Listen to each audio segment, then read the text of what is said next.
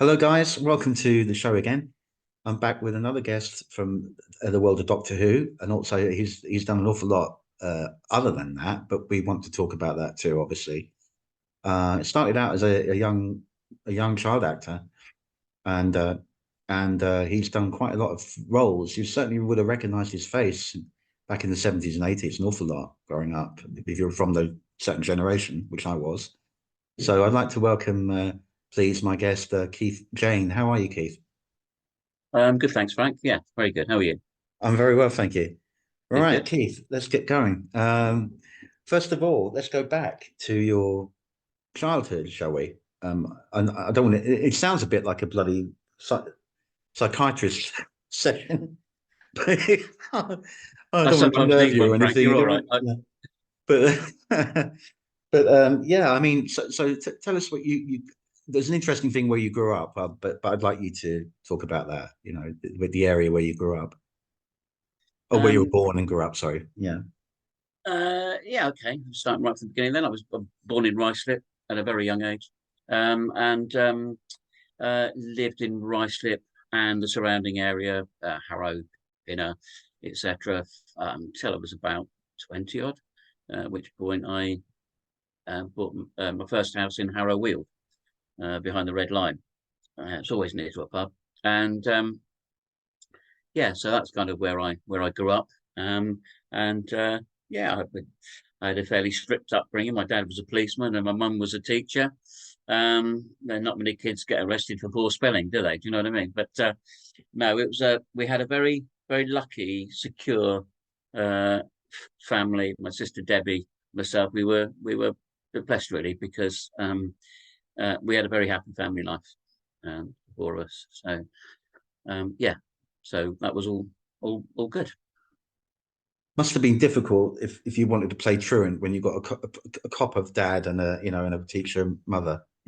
Well, yeah, I mean, eventually, once I went to obviously the infant and junior school, a couple of great mates that I still see now from time to time. We've met when we were like 4 or 5. We're now early 60s, and still meet up, which is great. And they were from the surrounding area too. Well, the same schools, it must be. And uh, yeah, we all had different sort of upbringings, if you like. And then eventually, once I'd gone to infant and grammar middle school, I ended up going to a grammar school. And the grammar school wasn't a great time for me. I was not even anywhere near joining or even thinking about going into any kind of TV, theatre, drama, anything like that at the time. Um, but that was life became very difficult at grammar school for me then. I'd always been from the age of 5 quite short for my age, if you like. Um, and there's another story attached to that, which has had a big impact on my working life, in TV and stuff, but also in life generally. But grammar school wasn't great because I was so short. Um, then there was an awful lot of kind of bullying going on and stuff, being thrown over fences to retrieve footballs and being locked in freezers and stuff like this. And eventually, I thought, I've had enough of this really. But playing truant, I did feel as though I did want to do that, and I must admit, I did cheat a couple of times on the cross country by nipping through, taking a couple of shortcuts or whatever. But no, I think my mum and dad would have gone completely ballistic if I'd played truant. But life became a lot easier after I left, I have to say. So, at what point did you fall into this kind of like slightly by accident, or was it Um, something that was really like in you that you wanted to do something in the arts and stuff and do it's a good something? question. Yeah. Yeah, when we lived in West Avenue in Pinner, which was close to Rayners Lane, and it was real kind of suburbia, like very comfy sort of lifestyle, etc., etc., which was great. But we lived next door to a lovely family called Mick and Doris Italiander, and their son Gary's quite a celebrity in his own right. But because I'd been so small, and still am, when I was at grammar school, I try and kind of develop. I always had a good sense of humour, I think, but I had to develop this because I think it used to get me out of scrapes. So if you can make people laugh, it kind of takes the edge off them, and eventually you try and talk the bullies round, and that's kind of how you get out of it. And a lot of short people will probably have come across this, I guess. So sense of humour has been,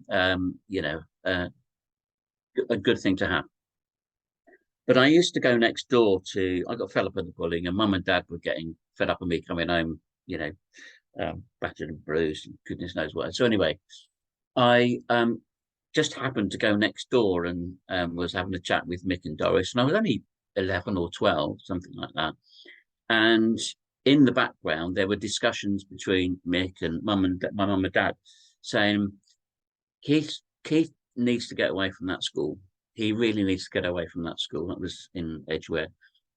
It was, and they said, why doesn't he go to stage school? When he's round you, he's always trying to make us laugh, and he does. And he's a bit of a character, and so I think he's wasted at grammar school. And one of the reasons I went to see Mick next door was that he was a commercial artist, and again, very highly acclaimed commercial artist. I mean, he did have some work hanging in Buckingham Palace, so he was brilliant, lovely family. And Mick convinced Mum and Dad and said, "Look, forget the grammar school. He did well to get there, but we feel he's got a personality that would flourish, and also give him a bit. Instead of being just a little man all his life, why doesn't he be a big little man?" And this is kind of what they were saying. So they chatted to me about it, and because my grandfather on my mum's side, a guy called Jimmy Croom, James Croom, Jimmy Croom was his kind of stage. Well, it was his real name. He used to be a solo tap dancer. Again, in the 30s and 40s, or 20s and 30s, really, to be honest. He used to play, palladium. That he used to do shows with Lupino Lane, all sorts of stars at the time. And of course, there was really only theatre in those days, but he was quite a name, and used to be the UK's answer to Fred Astaire.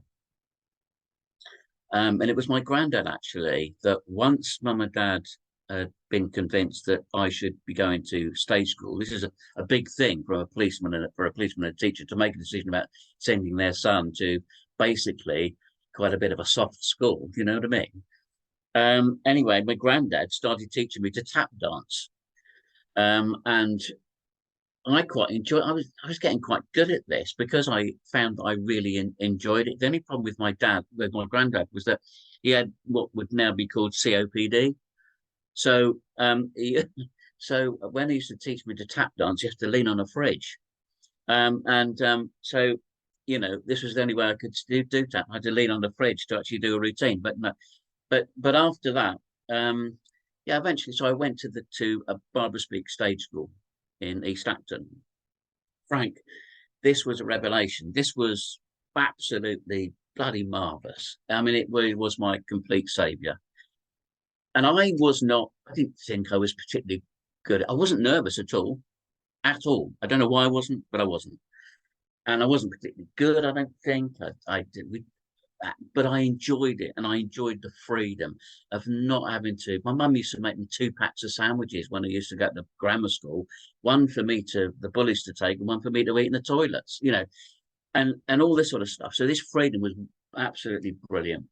And so I went to Barbara Speake's, and they had a good name. There were only really there was our competition, if you like, was Corona Academy, Italia Conti, Anna Scher, and places like that. And so we all used to rub along quite nicely as states. We all got plenty of work, but Barbara Speake's really did. I think they probably had the major number of kids going to work.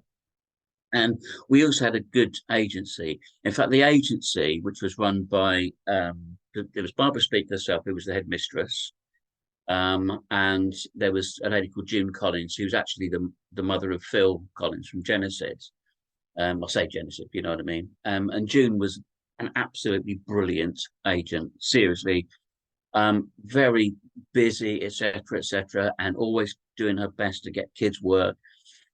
And I got on very well at the school, and I loved it. But it was lucky that I'd been to grammar school, because a lot of the knowledge that I had got from there when I was 11 and 12, I carried through with me to the stage school, because I think it's probably fair to say, if you wanted to get qualifications, you wouldn't go to a stage school, because you're always being called out on audition. Well, if you're lucky enough, you'll go on. So your education is really quite protracted and fractured, really, but when I went to stage school, it was brilliant.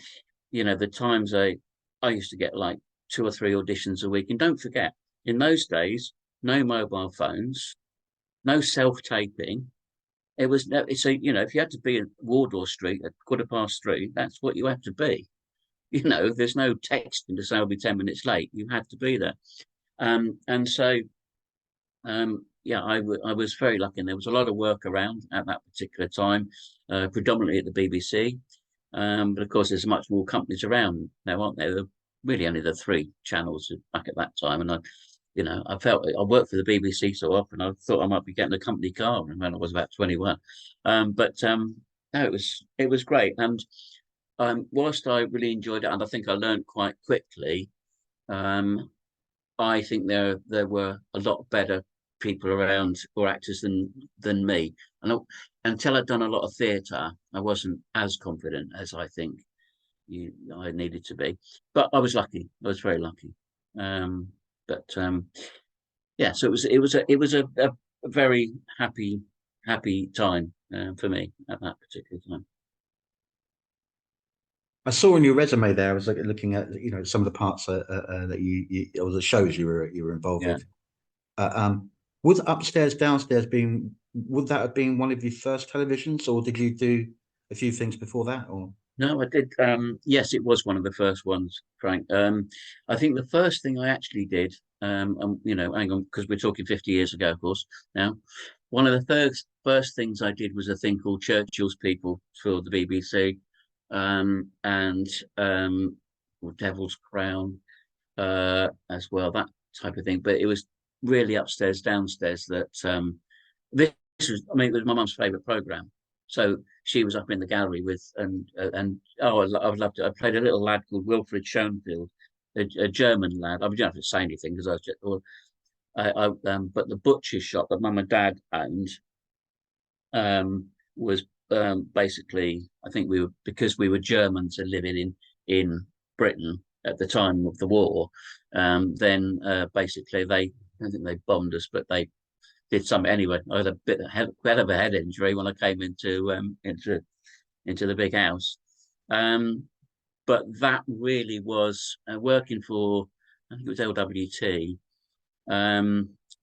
It was great. I mean, it really opened my eyes. The nicest thing that happened on that, doing Upstairs Downstairs, was I didn't have a big part. I was a small child in arms, even though I was 13, for heaven's sake, And Gordon Jackson, who played Hudson, obviously, and Jean Marsh were the nicest people to work with. And I remember Gordon said to me beforehand, he said he was talking to me about, what I do remember this quite vividly, because you do remember discussions with actors that you kind of looked up to. Mum was telling me how good he was before we get to I'll just tell you how good he is. Okay. And he said, Keith, when you finished, he said, just pop back to your dressing room. He said, I've left a little something for you. And he bought me some chocolates and a £1 note. And with a lovely note to say, well done, thank you very much. And it's those little things, Frank, that give you the confidence to go on and into the next thing that you do. and I can't remember the next thing. I think it was probably I did a I did four CFF Children's Film Foundation films. And sorry, did you want Oh, to ask me something else? God, I remember them. I used to love those things. That's probably where I first remembered your face, I think. Because it was probably shown an awful lot, those things. They were, weren't they? I think Yeah, did they they were. used Well, to show I'm sure they used to show them prior to cinema matinee yeah, they did. Yeah, screenings. it was Saturday So morning that's how slot. I kind of remember that because it was around a lot, those Children's Foundation films. Yeah, Yeah, yeah. they were, and also there's a lot of reruns of those now. In fact, you go on the BFI, some of Ah, them are free to watch. yeah, yeah. And again, there's another a big following of the CFF stuff.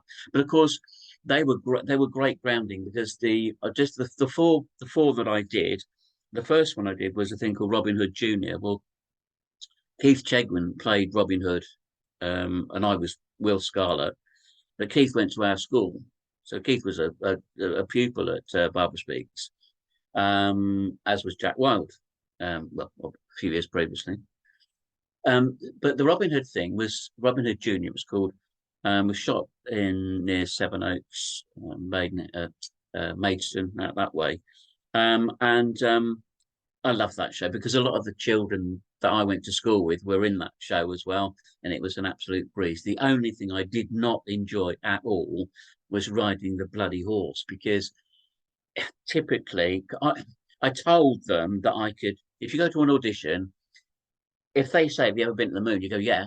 Have you done? Yeah, I've done all that. Yeah, yeah. So you say yes to everything, right? And I was there, and they said to me, obviously, that there's quite a bit of riding involved. Can you ride a horse? Yes, no problem. You see, so I go home and tell this to my mum and dad, and mum said, "You, you've never been on a horse in your life." So anyway, quick lessons on a donkey and on a pony somewhere, and I just wasn't ready for this, Frank. And so when I got to the onto the set, I literally needed a step ladder to get onto the bloody horse. And I did all these stunts. And you look at the script, and I'm like, Christ, Will Yeah. jumps from a tree into the horse which is running underneath. Will jumps from the saddle into the tree as the horse. I mean, Christ, it was a nightmare. And also the horse got used to lights, camera, action. So the horse used to just go before the scene should have started. You know what I mean? So it was a bit of a nightmare. So I did work with Junior, and that got some very good notices indeed. And that led to a sequel called The Unbroken Arrow. And I think they had to change Robin Hood because Keith went off to do Swap Shop with Noel Edmonds. And I think a few of the others. I think I might have been the only one that remained from the original cast because you go and do different things all the time, sort of thing. Well, I was the only one that did the Unbroken Arrow. I think might be Mitchell Horner, maybe Peter did it. I don't know, but anyway, following that, I then did I think a thing called I did Glitterball, and the Glitterball was one of it was a great part for a start. There's only two people, me and Ben Buckton in it. And that used to be on like a lot of Christmases many years ago, and it's still quite popular now. And rather flatteringly, people laugh at this. It was actually compared because the budget on Glitterball was 50 grand, right? It was compared to ET as to how much value we got out of it doing Glitterball. So that was And big money back. That was a big budget back then, I guess. Was it 50 grand? I don't know. I mean, I don't know what telly was back then, but I suppose so, but yeah, and it was directed by a guy called Harley Cochlis, and he was brilliant too. Um, and yeah, 50 grand, but what made Glitterball really was from me and Ben obviously was actually the special effects. The special effects in it were ahead of their time. That's basically what they were comparing with ET. Following the Glitterball thing, I then did something called Sammy's Super T-shirt, where a lad gets superpowers by putting on this T-shirt. So, yeah, it wasn't perhaps one of my best, but it was.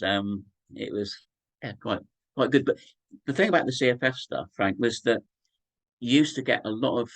It was a great place to learn because you used to get a lot of really quite established actors do it. And in those days, if you remember, the commercials, I'm not, I'm going to come back to that, but commercials in those days were made by people that people really hadn't seen on TV very much. And then when I think it was people like Leonard Rossiter and Joan Collins got involved with the designers, people started to think, hang on. And it became quite a big thing for celebrities to start selling washing powder and all this sort of stuff. And so it was that within similar to the CFF films, there were a lot of stars that started their careers in CFF films, and a lot of the established actors and actresses used to quite like doing them. And yeah, so kids would have learned quite quickly working on those shows. But I was getting £5 a day for Robin Hood Jr., and then they actually increased to £6 a day for the Unbroken Arrow, which was the sequel. So did you get any more money for doing stunts? You should have No, got double pay. should have done. I should have done. No repeats either. I mean, what's going on? But, Where were the unions? Yeah. Exactly. But so the CFF was a good grounding. So I've given all of that info really just basically asking me about upstairs, downstairs. So what value I'm offering. But so did you want me to talk about the Onedin Line?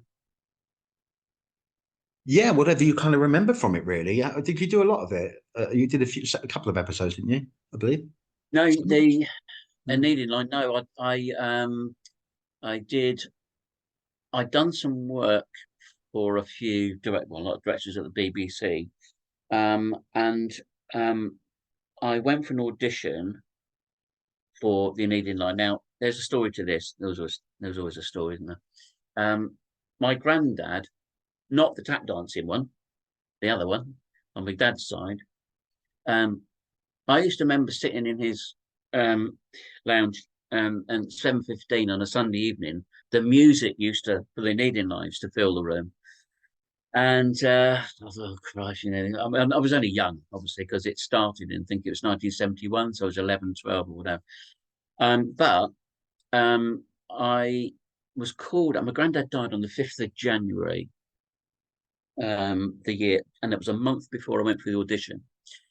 And I went to the BBC, just had a chat, and when I looked at this, they always ask you to read like 1 or 2 pages of a script, sort of thing. But as it happened, I was the only one there. That doesn't mean I was the only one going up for the part. It just means that the person before had gone, and the other person wouldn't come until later on, sort of thing. But I was given this script, and I knew I'd worked for the guy before, and they'd actually asked to see me, which is a great start, obviously. And I read, I said, this part here, I said, that's it, Tom Arnold? And they said, yeah, the cabin boy. I said, oh, right, okay. Because that was my granddad's name. My granddad's name was Tom. And I thought, oh, this is just such a coincidence. So I told him that. And they said, well, see how you get on. So I had a read through, and I read a bit with Howard and a bit with Howard Lang and Peter Gilmore. Now, I was lucky here because the Onedin Line had been running for 7 years, or 6 or 7 years, right up to that point. And so because they'd never had any sort of fresh blood, like there were no child roles in it, really, up to that point, not really. And they'd never had a cabin boy. And so this is why this part was being developed. So no, when I went into it, they wrote me in for initially 2 or 3 episodes, and then they said, no, it's going to be 5. And then Garrett Morris, who was a producer, came into my dressing room after the first series, and I did like seven episodes in series 7 or 8. And he came to my dressing room and he said, Keith, well, good news and bad news, boy. I said, oh, right, okay. So, what do you want first? I said, well, I'll have the good news first. So he said, we want you to come back next year for another 6 episodes. And I said, oh, great, thank you very much. That's brilliant. I mean, I loved doing that show. I loved it. One of the reasons I live in Cornwall now, to be honest. We filmed in Falmouth. And I said, well, it can't be any bad news, Garrett. There can't be any bad news. He said, oh, we're going to kill you off. So I said, "Oh Christ, that's a bit harsh." So he said, "No." He said, "We need you to go out with a bang." So I said, "Oh right, okay, thanks very much." And so, no, I did 11 episodes altogether. I think it was. I tried to get 12, and have the episode fee because I was in a coffin being brought onto a beach, but I wasn't in that episode. But I kept saying to him, "Well, I was in the box." So anyway, yeah, it was a great show, and that was the first time I'd done a decent part in a, a, an established series, if you like, and it was that really that spurred me on into other things. That really, because yeah, before I'd been basically a jobbing actor, which I always wanted to. From when I started stage school, I didn't want to get stuck in something. I just wanted to be doing different things in different parts, and yeah, so, Now, when I was at school, we wrote we were taught or read to by teachers, because we all were. You were, yeah, all of different generations.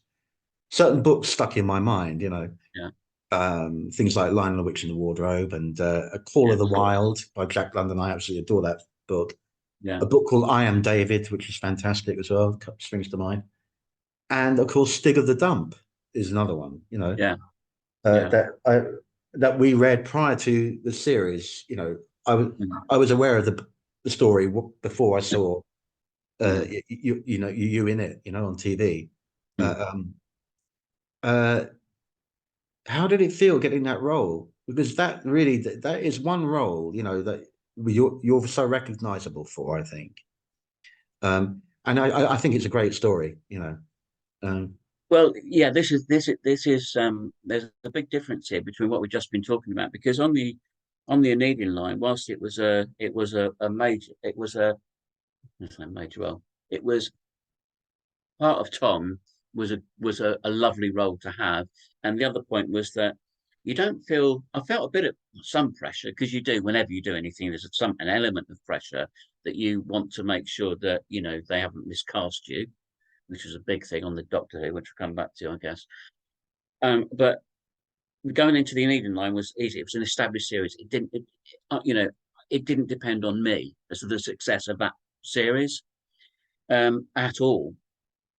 Um, but when I was up with the part of Stig, um, I felt probably the most pressure. I felt, looking back, because the problem was I'd never read Stig of the Dump. I'd heard of it vaguely, but I'd never read it. And I then became, when I was mentioning it to people, "Oh, right, Stick of the Dump. Yeah, we do it at school. We do it." So well, it just happened. I'd never heard of it.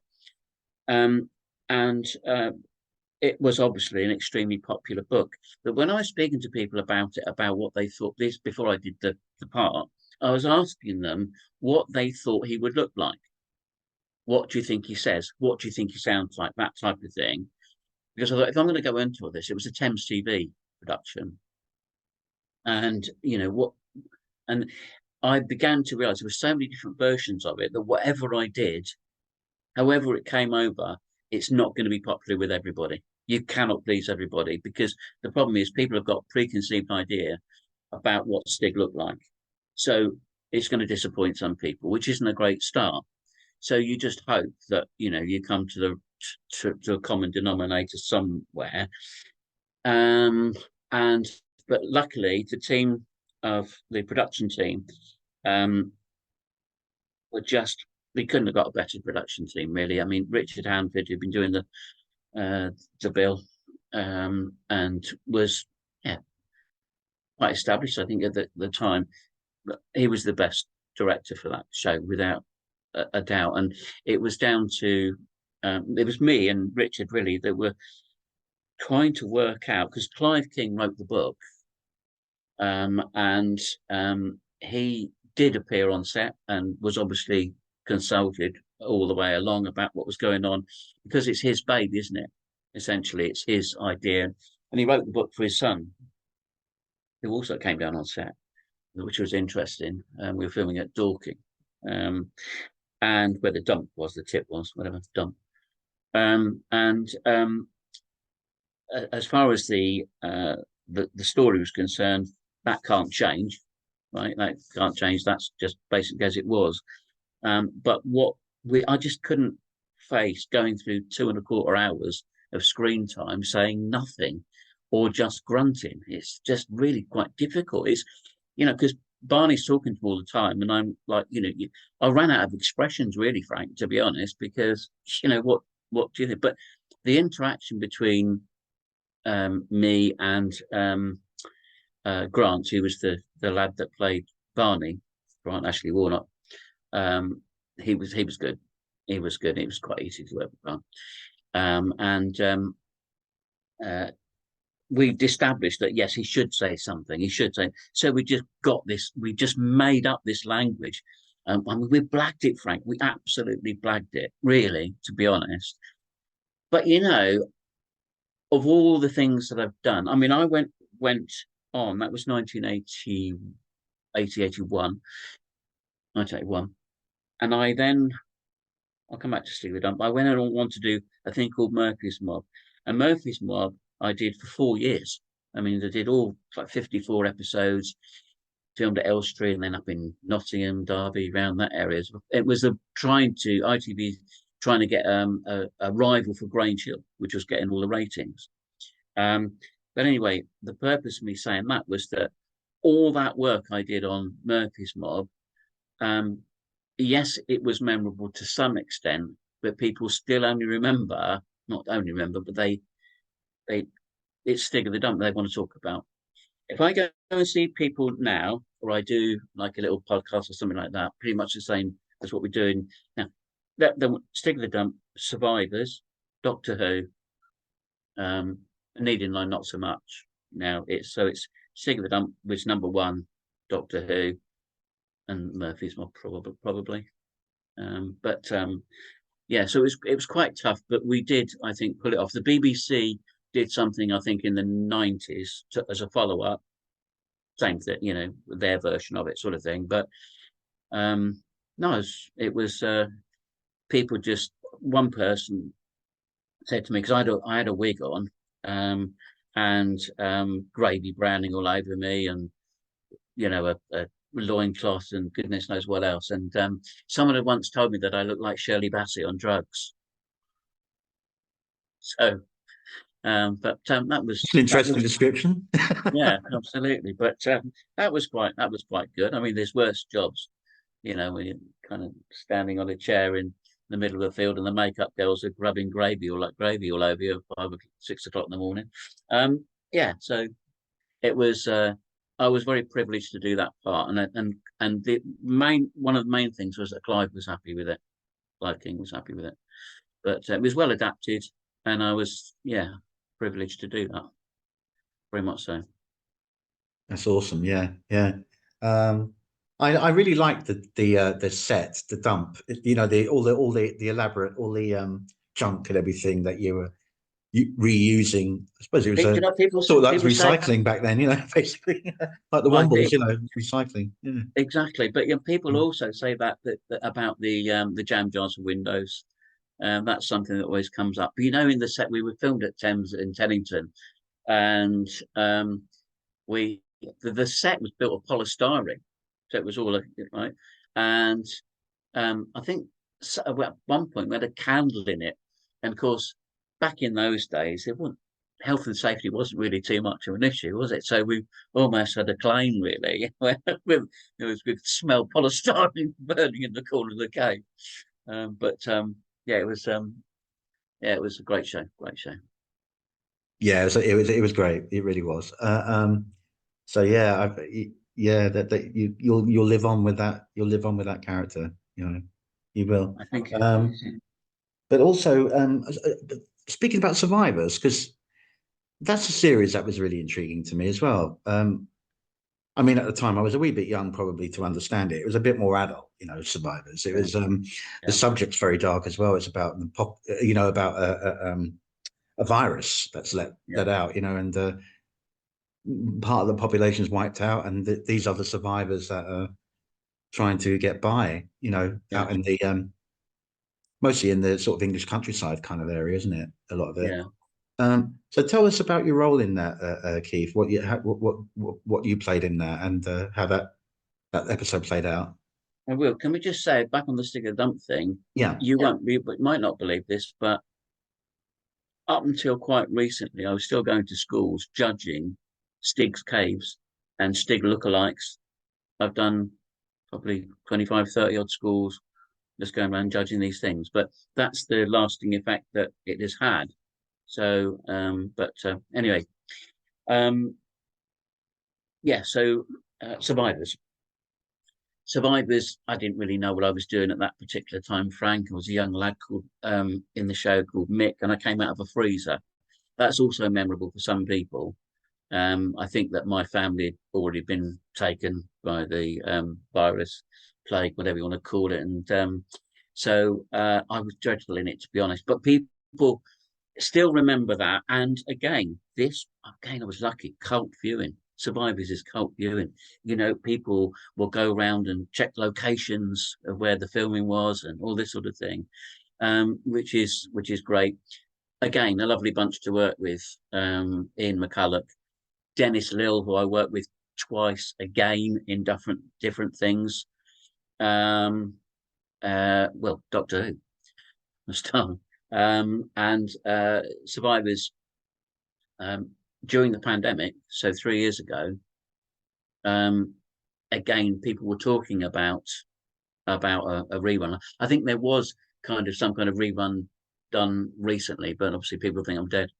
So, yeah, but yeah, it was.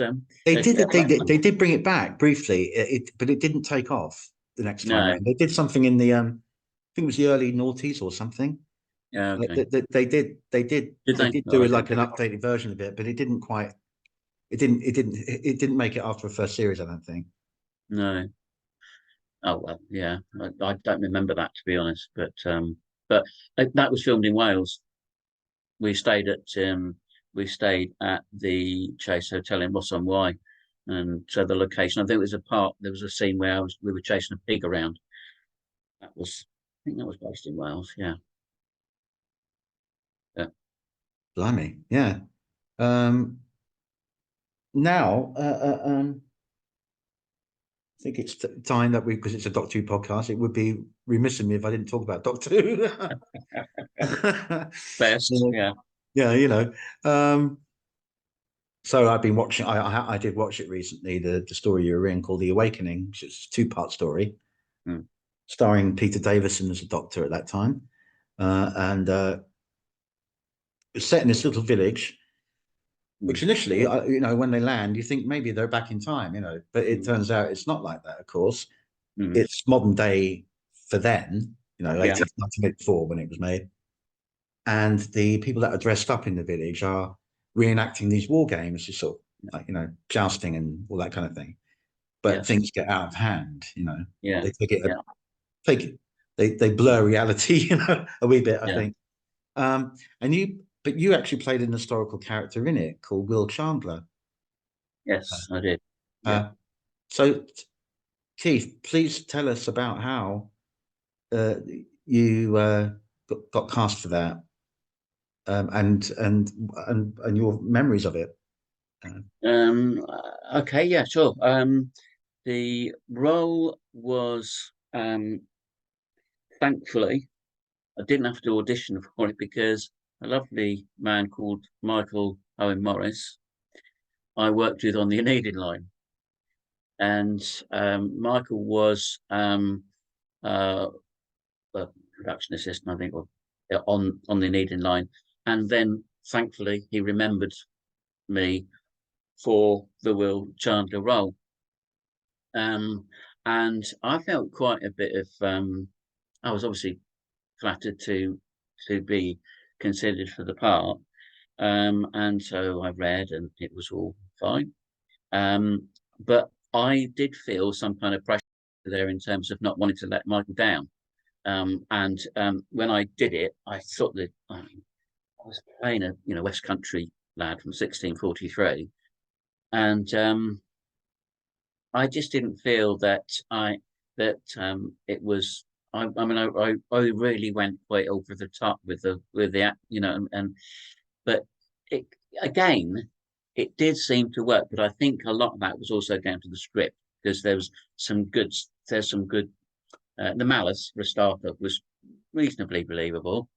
The actual monster's always a monster lurking around somewhere, and that was ours. And it was also, there was a thing that right at the very end of the show, there's something about tea being an evil brew, and Will says, you know, what be tea, sort of thing. And that's, people talk to me about that now. And if you go to these like book autograph signings and stuff like the conventions, people will talk about that line. So there's always something to talk about as far as Will's concerned. There was also a lot of comment about Will being a constant companion, not just in for like the two episodes and to go on. But I think it might have been John Nathan Turner that felt that Will's character was marvelous, obviously.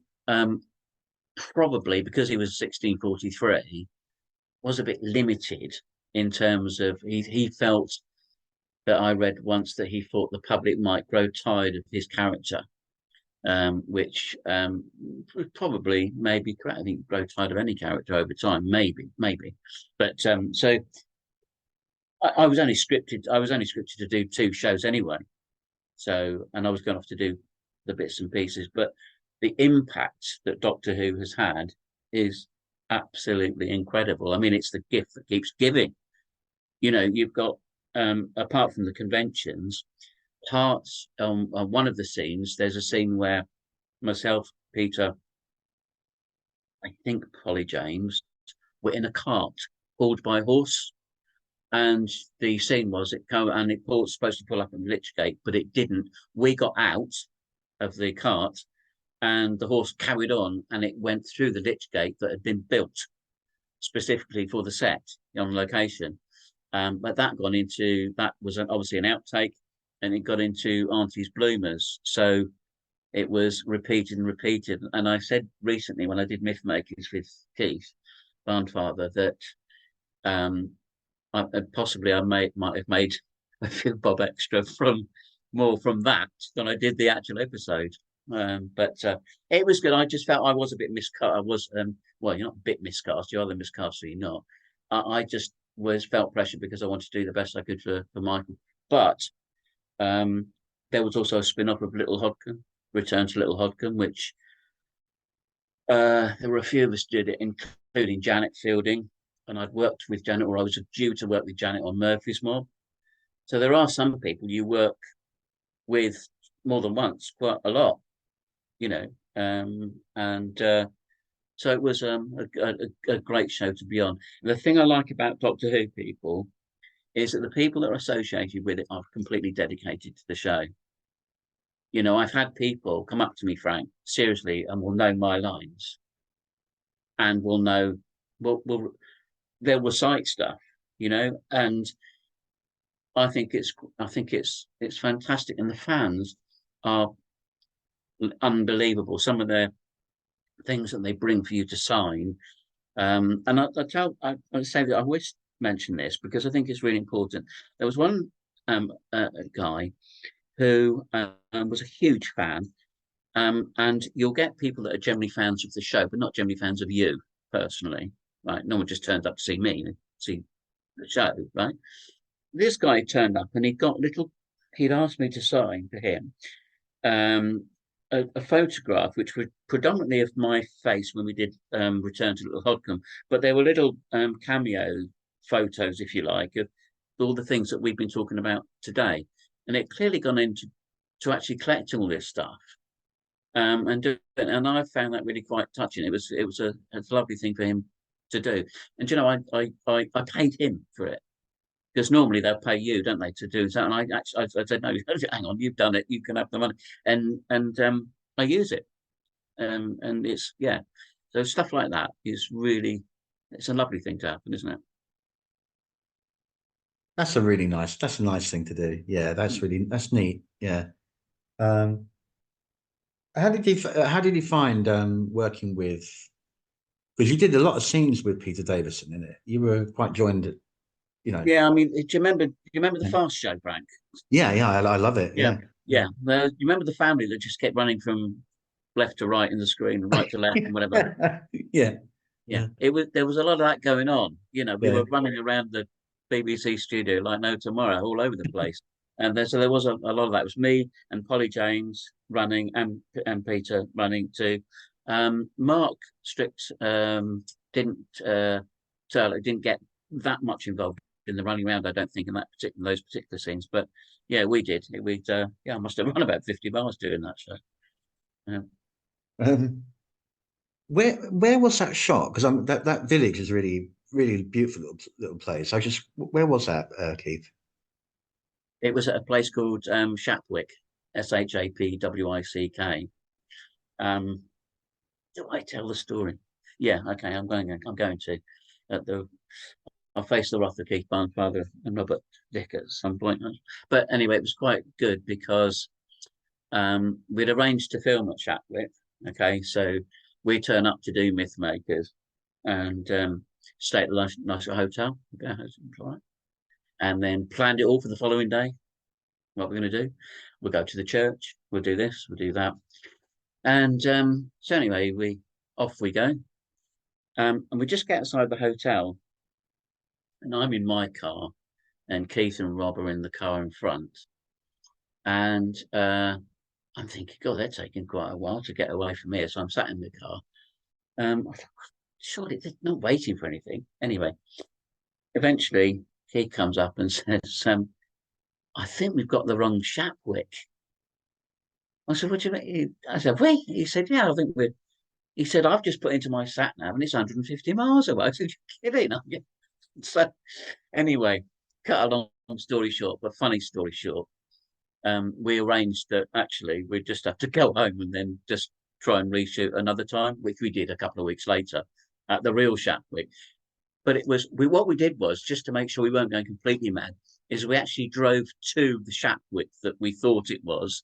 And when we got to the church, he said, no, we can't do this to Doctor Who fans. This has got to be original. They're going to recognise it immediately. There was a church there, but it wasn't the right one. And I said, well, what about the interview in the church? He said, no, no, Doctor Who fans going to know. And he said, I wouldn't do it. I just would not do it. Fair play. So we rescheduled and did it all. And actually, to be honest, it kind of worked out better, I think.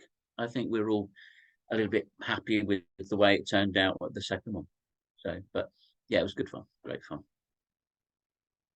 Yeah, it was a quaint little village, wasn't it? It looked really good on, yeah, It on was, screen. yeah. Yeah. And It I looked like you listened had a to really sunny day when you were shooting that as well. I mean, the actual story. I mean, the weather yeah. looked pretty. I mean, the weather looked pretty good. I thought, Oh yeah, no, the weather when we actually did, there was they were burning Queen of the May in the show, and no, that was quite warm. There, not just because we were burning the Queen of the May, but because it was quite sunny. Lovely village, really nice village, and I remember um, uh, being there at the time, throwing my sword around, and yeah, there's all that crap going on, and yeah, it was good fun. yeah, that's awesome. And so it's lovely that you did that. Yeah, it's lovely that you did a Doctor Who. You know, I think. Yeah, I, yeah, I, yeah. I would have liked to have done more, I must admit, Yeah. but especially knowing what I know now, because there's some lovely people that you meet at conventions as well that I've still kept in touch with, and people that are still trying to get into the business themselves, or people just like to be associated with it, and it's just really nice, really nice. Now, because you mentioned it earlier on, Keith, about Murphy's Mob that you Yeah. did, Mm. which was one of the ones where you actually did quite a long running series. It You know, was, you weren't yeah. just doing guest roles. You were actually there for 4 years, I think. Yeah, yeah. Um, This is a series I remember as well. Yeah. I remember you, and I remember some of the faces, some of the characters come back to me. Mm. And I remember coming home from school watching it because it was round about that time. You would have Um, been about the right age, Frank. You yeah, would have been I about the was in my right age. early teens then. I was Yes. so was that Yeah. what 82 it came out? So yeah, I was about 12, 13. Yeah. Yeah. Yeah. It would have been about right for you. I mean, we. What did you want to? Sorry, I was No, off I my was just tangent. and one of the I mean, you've got a very recognizable face. You did have. I mean, you Well, were. you used to have. I've used to have, Frank. I've You used it a still bit have, since yeah, then. you You know still what I mean? have. But but back then, you were always you seemed to always be around, on screen, and with the children's foundation stuff as well, as I remember you from. And so it was always you were always kind of your presence was there, and another character who had a great face, he had a wonderful face, was the actor that played Wurzel in it. Yes. Yeah. What Lewis. an amazing Yeah. animated face Well, that guy had, yeah, that was a Yeah, guy called Stephen Lewis, yeah, and awesome. because I think there Yeah. was another Stephen Lewis, not the guy that was on the bus. I think there was another. I think he went down as Lewis Stevens in the credits because Lewis obviously, Stevens. Yeah, yeah, yeah, yeah, Lewis, yeah, and but and Steve and I always used to get, not always, but we sometimes got mixed up because we both had, he had he had a bigger nose than me, yeah, yeah. but yeah, we used to. But Uh, I think Steve also went on to do the Nottingham thing because the story of Murphy's Mob was simply about a football club called Dunmore United that was, and the Junior Supporters Club. The whole point of the show being um, starting, as I said before, was basically to try and rival Grange Hill, which was getting all the biggest, and quite rightly so. I know a lot of the guys that were in Grange Hill, got the guys and girls in Grange Hill that went to Barbara Speaks, and I knew personally and still keep in touch with. But anyway, you know, um, I was offered the. No, actually, I auditioned for that. I auditioned for that. Bit weird because we auditioned, and I had to audition for football, which is what it's all about. But so we auditioned for the football, but I was called boxer. So they didn't actually audition me or any kind of boxing skill I might have had, which by the way was zero. They actually for the football, and I think we just played football once in it for the whole 4 years. But I had a bit of boxing to do more boxing than football. Weird. Anyway, yeah, it was a story of Dunyan Moor United, the football supporters club. And the first 2 years were at Elstree, ATV it was actually, Frank. And then when it changed, Elstree was either being closed or it was no ATV closed. I think it went to Central in Nottingham. So we went up to Nottingham and instead of using Watford Football Club, when Elton John was more involved and Graham Taylor was the manager, because Graham Taylor, the England manager, was actually in the show in one of the scenes. Um, and so after the couple of years, and we did quite well in the ratings. Actually, I think the first series, or the second series, is the key one, though, isn't it, to see how successful it was. And then after, in the third year, we were filming at Derby County at the old baseball ground before it was Pride Park, and we were there for the last 2 years. But I say we because I was the eldest, and if you see a lot of stuff on, you read a lot of stuff on the net or whatever, people always refer to me as being, the old one, because I was 21. To be fair, I mean, I got married during the third series, and I was still at school in the show, and well, had I just left anyway. But yeah, it was quite interesting because after the 2 years, ATB kind of closed, and we had to move up north to Nottingham. But we, as I say, we then used Derby, but we had to recast practically the whole mob because we were using children that could only work for a certain period of the day because of licensing, employment hours, etc. Um, the kind of logistics of actually moving all of the entire mob from Elstree, up to Nottingham would have been mad. We needed chaperones for the kids because they were under 16, um, and hotels and no. So they recast, but they were able to keep me because I wouldn't cost them anything. I'll just drive up there. And Wurzel, I'm pretty sure he was in it. And well, obviously Ken Hutchison, who played Mac Murphy. But again, some great people in that. Linda Bellingham was in it as Mac's wife, and a brilliant guy called Milton Johns. Yeah, I was going to mention him actually because he's popped up a few times in Doctor Who. He's always played a right slimy bastard, hasn't he? In most of his roles, he's always suspect. Oh yeah, but what? He was a brilliant slimy bastard. Yeah, and he's one of the best. That's why he always got cast like that. Yeah, exactly. But as Cassidy, it was a masterclass. It was a masterclass. I loved watching him. And yeah, Terry Budd was in it as well. But yeah, there were some good kids in that as well. Because before I made the decision to come away from it all, other kids went on. I mean, Mandy Mealing. I mean, I did Angels and Casualty and Christ as well as, but Mandy Mealing was in Holby, I believe. Amanda Mealing. Chris Gascoigne, now that was in the show up in Nottingham, is now Peterborough, Coronation Street. But he's certainly in Coronation Street.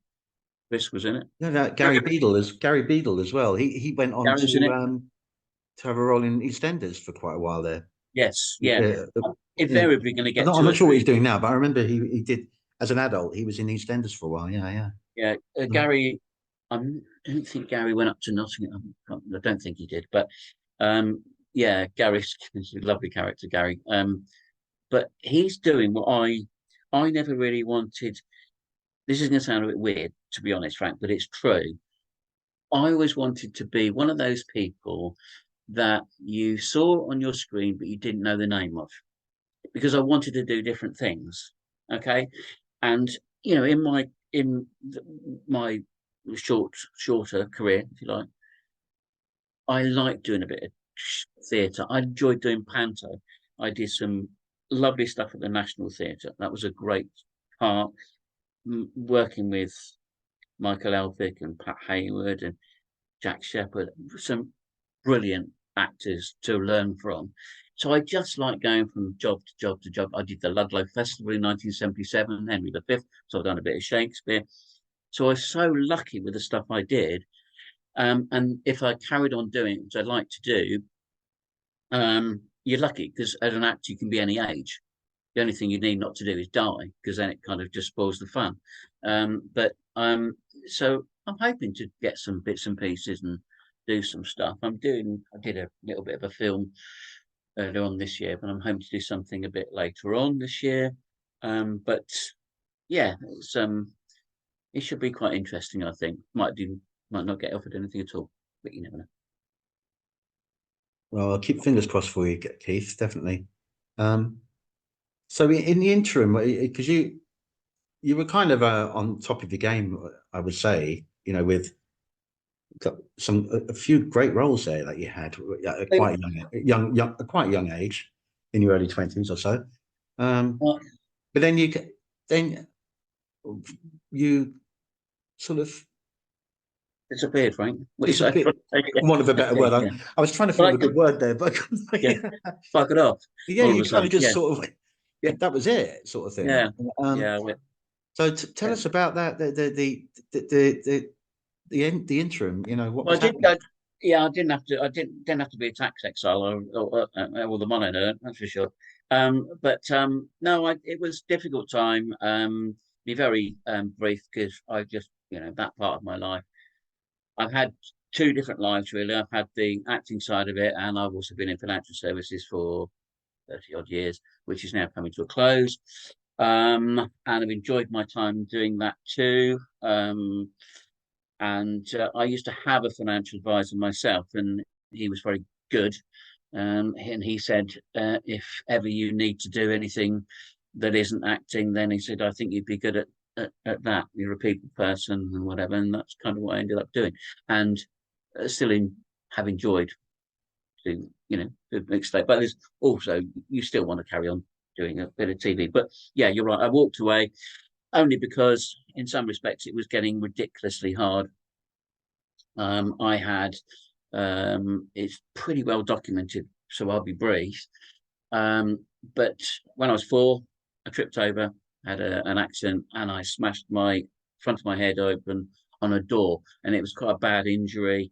And I had 17 stitches across my head. When I had a very small head at the time, and the stitches were quite prevalent, looked like a tennis ball, you know. So anyway, time went on, and when I was 5, um, I had my mum was, as I said, she was a teacher. People were saying to her, Pat, Keith is not growing at all. You look at the school photographs, and he's just like, you know. And she said, "Oh no, we're all small in our family. You know, mum was small." And they said, "No, he need." Because the you know it was getting ridiculous. So anyway, that mum and dad took me to the GP, and when those are the days when you get an appointment, you know, and went to see him, Dr. Phillips, and he referred me to Great Ormond Street Hospital. So I went to Great Ormond Street, and they did some tests on me, and they just in the first 3 months just to see if I would grow. And they just kept testing, you know, your weight, your height, all this sort of stuff, and teeth and blood and questions, what else. Anyway, and it became clear actually nothing was happening at all. It was all stopped, and I wasn't growing at all. So I was destined to be, you know, like 3'8". So in the end, they decided I've got to do something about this. And so from the age of 5 to the age of 16, I had human growth hormone, which was given to me, and it was sourced from basically dead pigs, really. And anyway, dead pigs, cows, whatever. Anyway, it was some kind of animal. It's not me. Anyway, so I had this treatment. I had two injections a week, 3 months on, 3 months off. And then because it was working and I was growing, it kept going until I was 16. At which point, I don't forget, I'd gone all the way through grammar school, being small and bullied and Carson as well as all the way through, then to stage school. And eventually, June Collins said to my mum and dad, Keith's now 5'3". And to be honest, if he keeps having these injections and he continues to grow, he's not going to be any different from any other child of his age.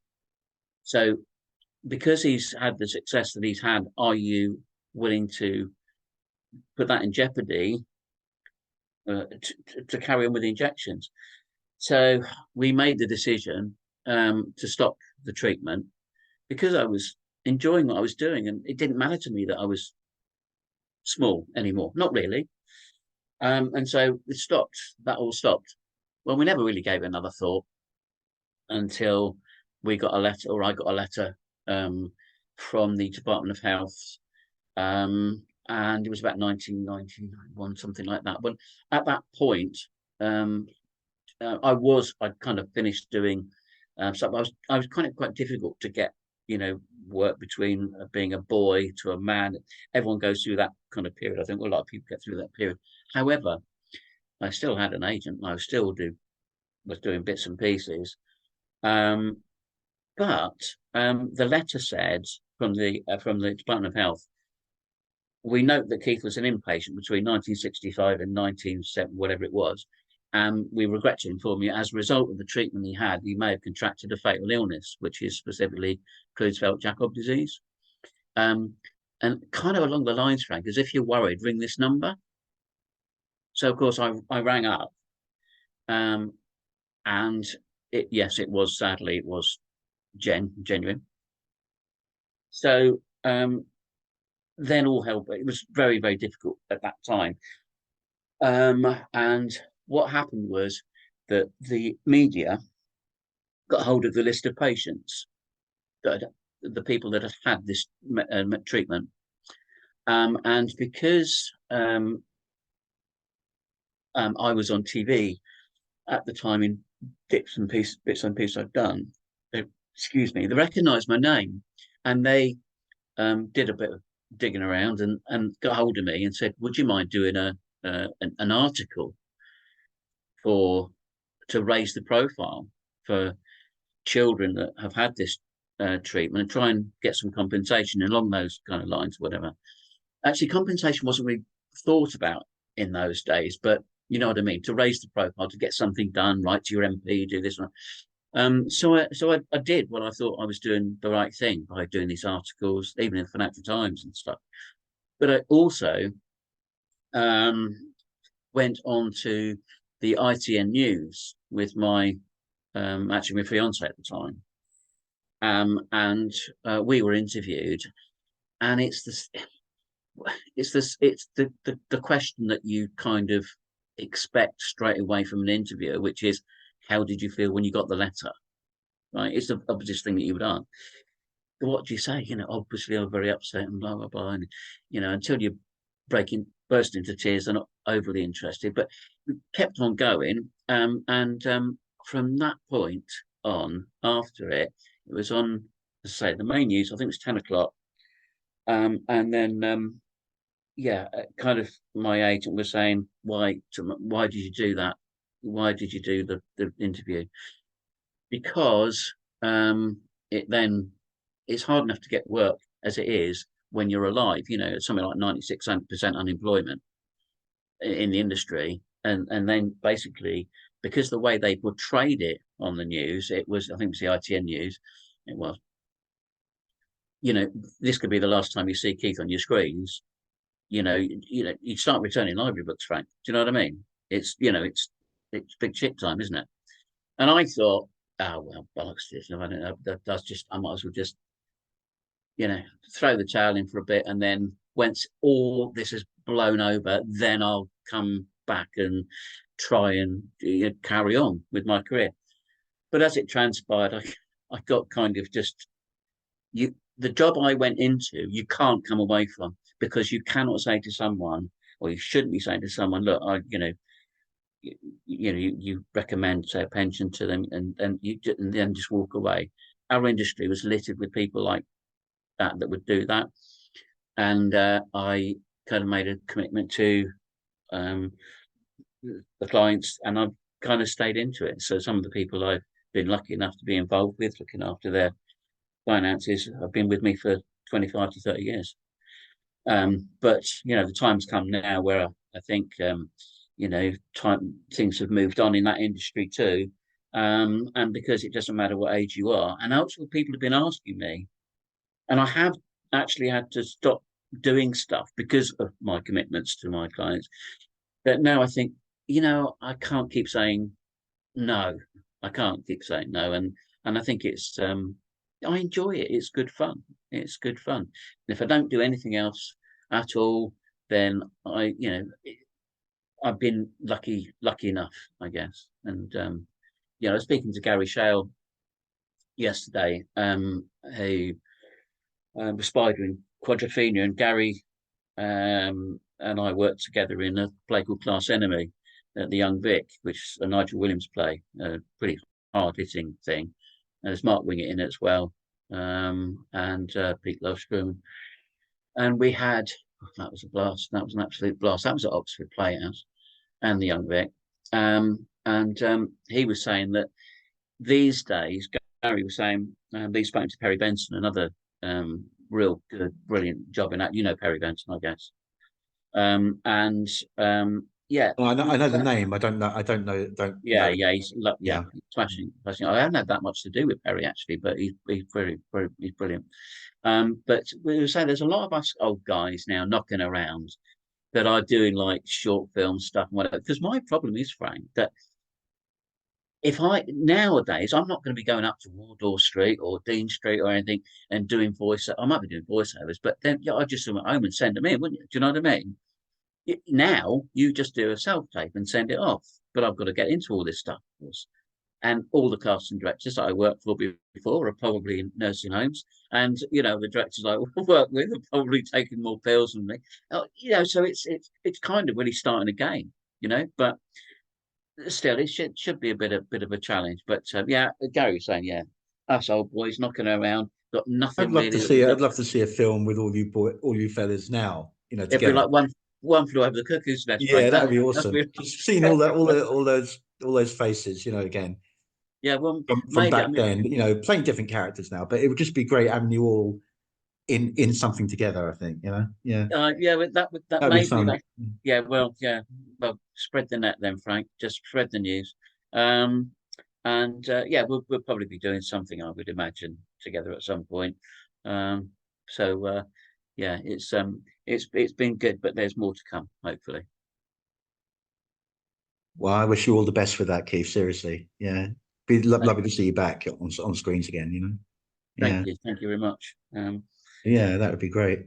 And all those other wonderful actors of that time, of that generation. Yeah, Yeah, because a lot of them still keep in touch with, via Facebook, Instagram, or whatever, and just people that from the past. But yeah, um, yeah, it's good.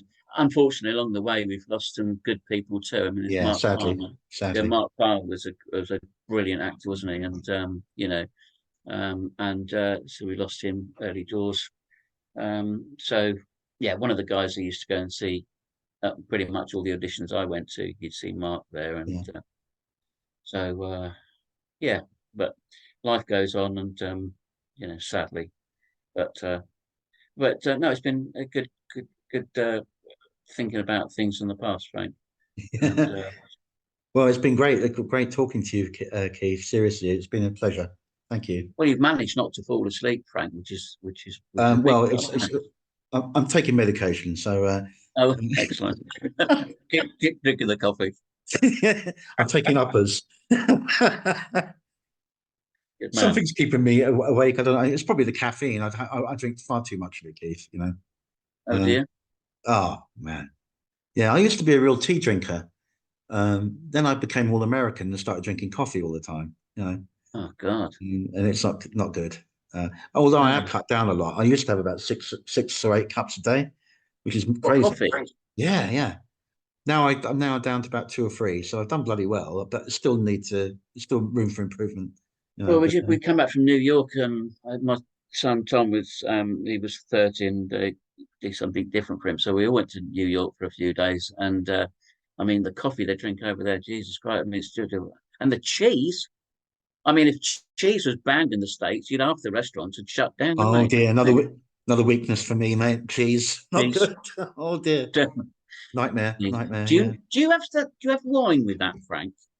Do I have what? Do you Sorry. like do you have a bit of red wine with your cheese? No, although I know that complements it beautifully, but I've never really been a wine lover, really. I Have you have to not? admit, never been that great on it. Um, but I appreciate that they go well together. I know that for a fact. But Yeah, what I do like with cheese sometimes is crackers with it. It's fantastic. yeah, I yeah, love chutneys and pickles. They're amazing with it. yeah, And apple and grapes just oh yeah. Love. there's a marriage made in heaven there. Yeah, The absolutely. taste, the sweet and the savory work so well together. So I like Yeah. that combination, but I'm not really one for wine that much. No. Yeah.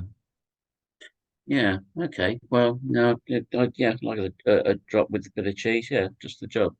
Maybe I have Oh, enough of that for definitely. Yeah. Christmas. Yeah. Oh, yeah. Yeah, Absolutely. Yeah. Yeah. Um, Keith, thanks a lot, mate. that's Very right. much appreciated.